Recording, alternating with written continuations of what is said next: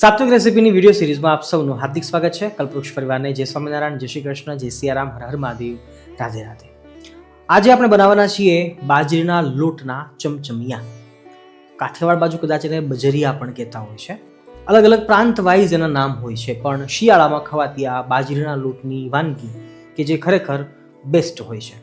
બાજરીના રોટલા, બાજરીની રોટલી અને બાજરીના મુઠિયા ઢોકળા, એના ઓપ્શનમાં બાજરીના આ ચમચમિયા એટલે કે બજરિયા ખરેખર બેસ્ટ ઓપ્શન ગણી શકાય અને બધાને ભૂલવાડી દે એવી આ સ્વાદિષ્ટ રેસીપી છે. હું આગ્રહ કરીશ કે વિડીયોમાં છેક સુધી જોડાયેલા રહેજો. આવો આપણે શિયાળામાં શરીરને ગરમ કરવા માટે ખવાતી આ બેસ્ટ ગુજરાતી વાનગી એટલે કે બાજરીના ચમચમિયા ઝડપથી બનાવી દઈએ. રાધે રાધે.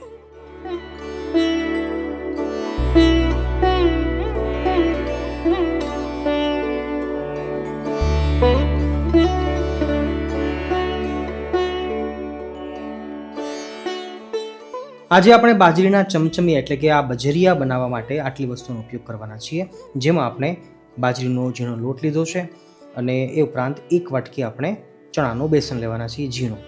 મતલબ જેટલો બાજરીનો લોટ છે એના કરતાં એક ભાગ, ચોથા ભાગની આપણે ચણાનો બેસન લેવાનો છે બેલેન્સિંગ માટે અને પરફેક્ટ સ્ટ્રક્ચર માટે. નંબર 2, મેથીની ભાજી લીધી છે આપણે એક વાટકી, અડધી વાટકી કોથમીર લીધી છે કટિંગ કરીને, અને એ ઉપરાંત આખું જીરું, સફેદ તલ એકનો બેસ્ટ લાગે છે, નમક સ્વાદ અનુસાર, આ જગ્યાએ સંચળ પાવડર પણ નાખી શકીએ છીએ. શિયાળો છે તો આપણે અજમો લઈએ છીએ, લીલી હળદર છે તો શિયાળામાં અવેલેબલ હોય તો આપણે નાખી શકીએ છીએ. તીખાશ માટે તીખી મરચી અને છાશમાં જ આપણે આ બજરિયા તૈયાર કરવાના છે. ચાહો તો તમે પાણી પણ નાખી શકો છો, પણ છાશમાં જ બજરિયા બનતા હોય છે પરંપરાગત રીતે, તો તમે અવશ્ય ખાટી છાશનો ઉપયોગ કરી શકો છો. એક વાટકી ચણાનો બેસન સામે 3 વાટકી બાજરાનો લોટ લઈએ છીએ. આખું જીરું છે, એની સુગંધ સરસ આવે છે. જો તમે હિંગ ખાતા હોય તો હિંગ પણ નાખી શકો છો. સફેદ તલ અંદર પણ નાખવાના છે અને ઉપરથી પણ નાખીશું, પણ આપણે આગળ જોઈએ છીએ. અજમો, ખાસ તો મારી ફેવરિટ લીલી હળદર છે. લીલી હળદરનું અથાણું આપણે રેસીપી આપેલી લાખો લોકોએ જોઈ છે. તમે જોઈ છે કે નહીં એ ચોક્કસ કહેજો. સ્ક્રીન ઉપર તમને થંબનેલ દેખાતું હશે. તીખી લીલી મરચી છે. મરચી ન હોય તો આપણે લાલ મરચું પણ દળેલું નાખી શકીએ. સ્વાદ અનુસાર નમક,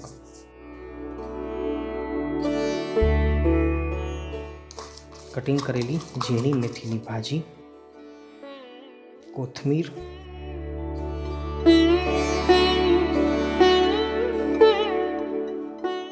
અને છેલ્લે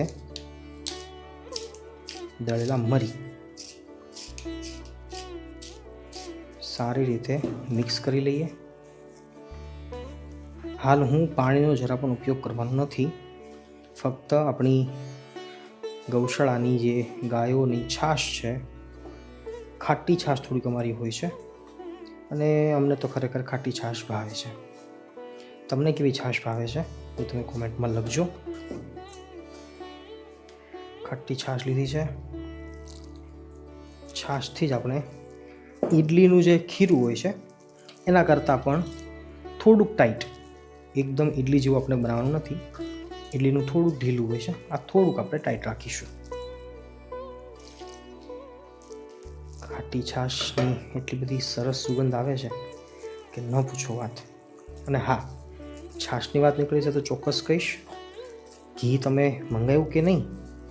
આપણી ઘરની ગૌશાળાનું ચોખ્ખું ઘી આપણે હવે આખા ગુજરાત અને આખા ગુજરાતની બહાર પણ, મુંબઈ સુધી, નાગપુર સુધી બધી જગ્યાએ હરિભક્તો, સત્સંગીઓ મંગાવે છે.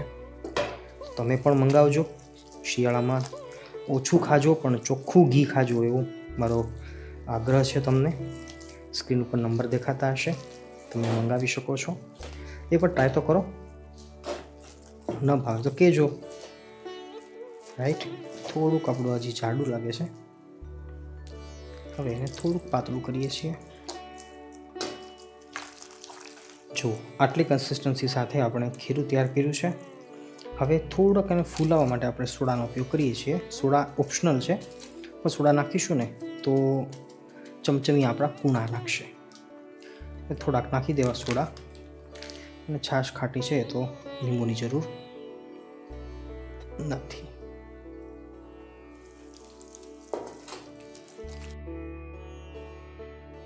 બહુ જ સરળ છે આ ચમચમિયા બનાવવા. કાઠિયાવાડ બાજુ કદાચ આને બજરિયા નામ આપતા હોય છે, બાકી બાજરિયા કદાચ કહેતા હોય છે. મને બહુ પરફેક્ટ યાદ નથી નામ, પણ આવું કંઈક નામ છે. તમે પણ ચોક્કસ બનાવજો. બહુ સ્વાદિષ્ટ પણ હોય છે અને હેલ્થ માટે ખૂબ જ સારું છે. આ અપ્પમની પેન હોય એમાં પણ બનાવી શકો, અને આ ટાઈપની આપણી નોનસ્ટિક લોઢી હોય તો પણ ચોક્કસ બનાવી શકાય છે. ગેસની ફ્લેમને એકદમ ધીમી રાખવાની છે. થોડાક તલ,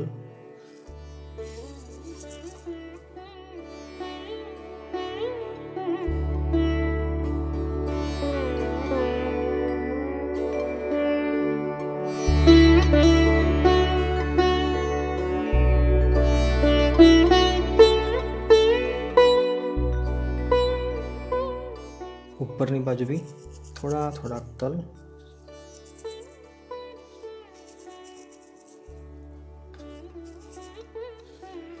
અને હવે ધીમા તાપે પાકવા દેવાના છે. એકદમ ધીમા તાપે પાકશે તો કાચા પણ નહીં રહે અને સ્વાદ પણ સરસ આવશે. ચમચમિયાને 4 મિનિટ ગઈ છે.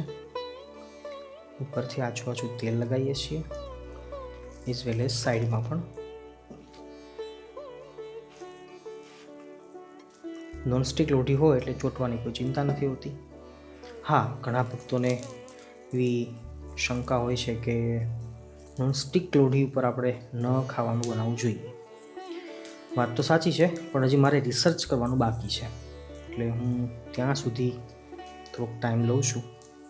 રિસર્ચ કરીશ, અને જો પ્રોપર નોનસ્ટિક લોઢી થોડીક નોનસ્ટિક વસ્તુઓ મતલબ ખરાબ હશે તો પછી આપણે આગળ ડિસિઝન લઈશું.